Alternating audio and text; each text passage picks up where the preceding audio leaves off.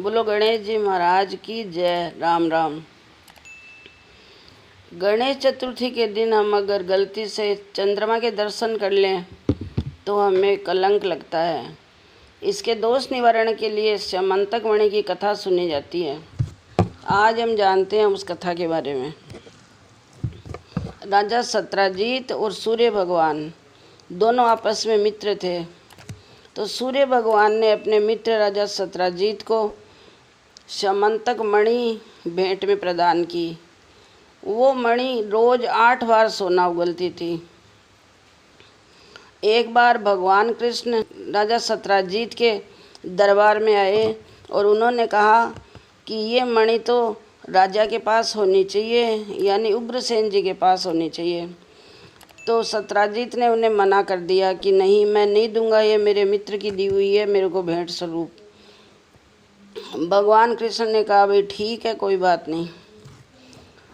फिर राजा सत्राजीत ने सोचा कि कहीं मेरे से ये मणि छीन नहीं ले यादव। तो उसने अपने भाई प्रसेनजीत को वो मणि दे दी और प्रसेनजीत एक बार उसे गले में पहनकर शिकार के लिए गए। शिकार के लिए गए तो मणि गले में चमक रही थी। चमकती हुई मणि को देखकर शेर उन पे झपटा और उनको मारकर वो मणि उसने अपने मुंह में ले ली। वो मुंह में मणि लेकर जा ही रहा था कि उधर से जामवंत जी गुजर रहे थे। जामवंत जी ने वो सब देख लिया था, तो उन्होंने उस शेर को मारकर उसके मुंह से वो मणि निकाल ली और अपने गुफा में ले जाकर अपने बच्चों को खेलने के लिए दे दी।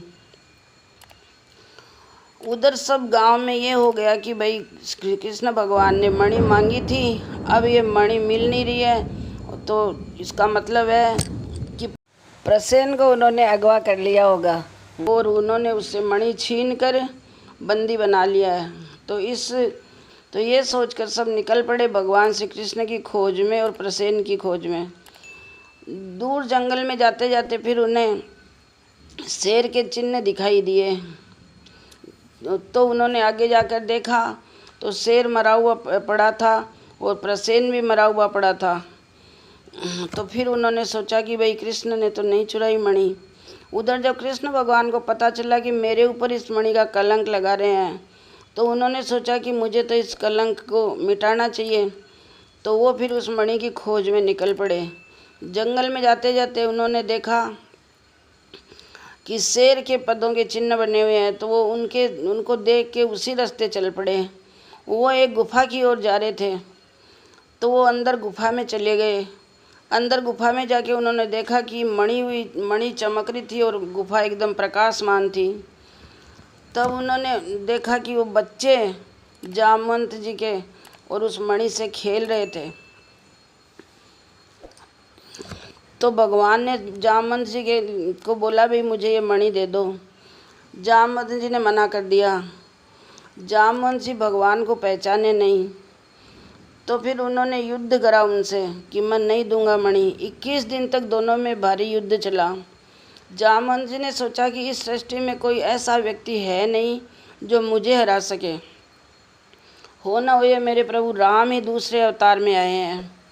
तो वो उनके चरणों में गिर गए और उन्होंने कहा कि प्रभु आप अगर राम हो और कृष्ण अवतार में आए हो तो फिर आप मुझे राम अवतार के एक बार अपने दर्शन दीजिए।